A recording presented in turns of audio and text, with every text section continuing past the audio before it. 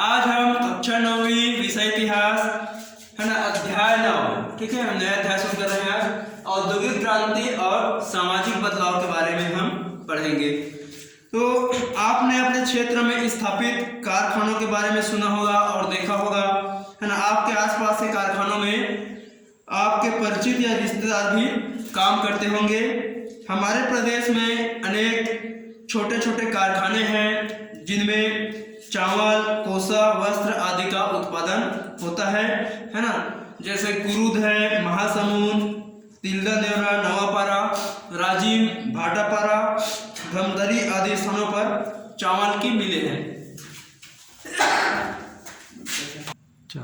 हमारे प्रदेश में है ना बड़े बड़े कारखाने भी हैं, जैसे भिलाई का स्टील प्लांट जहां लोहा इस्पात का निर्माण होता है, कोरबा में एल्यूमिनियम का कारखाना और बलौदा बाजार जिले में सीमेंट के कारखाने हैं ना। तो पिछले कुछ दशकों से छत्तीसगढ़ में भी नए नए कारखाने लग रहे हैं और गांव से लोग आजीविका के लिए खेती छोड़ करके इन कारखानों में काम करने जा रहे हैं।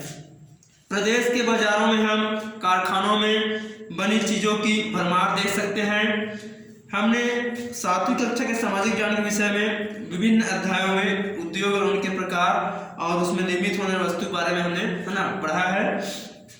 तो कारखानों का लगना, लोगों का कृषि से कारखानों में काम करने जाना तथा औद्योगिक उत्पादनों का दैनिक जीवन में खपत आदि को हम औद्योगिकरण कहते हैं। तो वास्तव में सब अपने प्रदेश के औद्योगिकरण के गवाह हैं। इससे हमारे जीने व सोचने के तरीकों में तथा हमारे परिवेश में भी बुनियादी अंतर आ जाते हैं। तो औद्योगिक उत्पादन हमेशा से नहीं था, है ना। यह ब्रिटेन में 18वीं सदी में शुरू हुआ था। तो आगे हम देखेंगे औद्योगिक क्रांति के बारे में। ब्रिटेन में सन 1780 से 1850 के बीच उद्योग और अर्थव्यवस्था का जो रूपांतरण हुआ उसे प्रथम औद्योगिक क्रांति के नाम से जाना जाता है ना। औद्योगिक क्रांति यानी उत्पादन के क्षेत्र में होने वाले बदलाव, है ना। जो काम हाथों से है ना हाथों से किए जाते थे उसमें बहुत समय लग जाता था, तो वही काम है ना मशीनों के माध्यम से उद्योगों में होना है ना औद्योगिकरण कहलाता है। तो इस परिवर्तन को क्रांति का दर्जा इस कारण दिया गया था क्योंकि इससे कुछ ही दशकों में ब्रिटेन की अर्थव्यवस्था और समाज में बुनियादी अंतर आ गए। मनुष्य की उत्पादन क्षमता में अभूतपूर्व वृद्धि हुई जिससे उसके जीवन के हर पहलू में परिवर्तन आया। इस क्रांति का ब्रिटेन पर दूरगामी प्रभाव पड़ा। बाद में जर्मनी और संयुक्त राज्य अमेरिका में ऐसे ही परिवर्तन हुए और उन परिवर्तनों का उन देशों तथा शेष विश्व के समाज और अर्थव्यवस्था पर भी बहुत प्रभाव पड़ा। ब्रिटेन में औद्योगिक विकास का यह चरण नई मशीनों और तकनीकों से गहरा जुड़ा हुआ है। इन मशीनों तथा तकनीकों ने पहले के हस्तशिल्प और हथकरघा जो उद्योग हैं उसकी तुलना में भारी पैमाने पर माल के उत्पादन को संभव बनाया।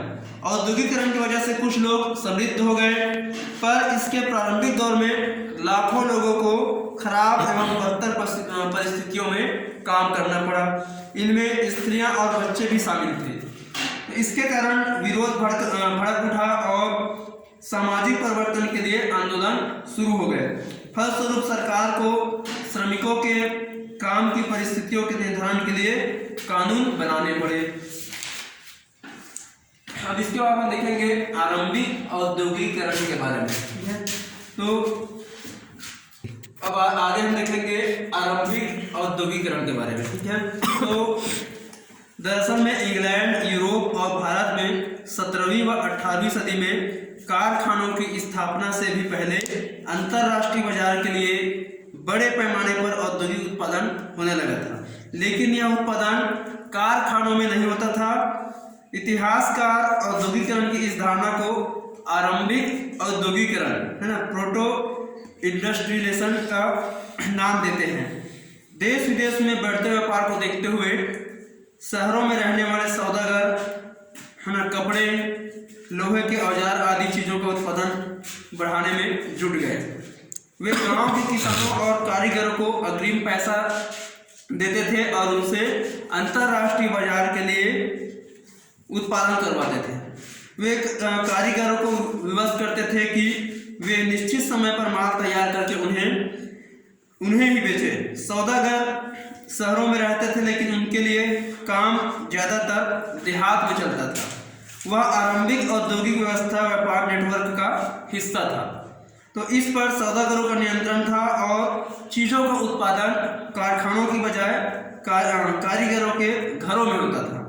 हर सौदागर के अधीन सैकड़ों मजदूर काम करते थे। इस तरह बहुत बड़ी संख्या में लोग औद्योगिक उत्पादन, अंतर्राष्ट्रीय व्यापार और पैसों के लेन देन के ताने बाने से जुड़ गए थे, है ना। तो ठीक है डियर स्टूडेंट्स, आज का अध्याय यहीं पे समाप्त करते हैं। आगे का अध्याय हमको नेक्स्ट वीडियो में पढ़ाएंगे। Thank you. तो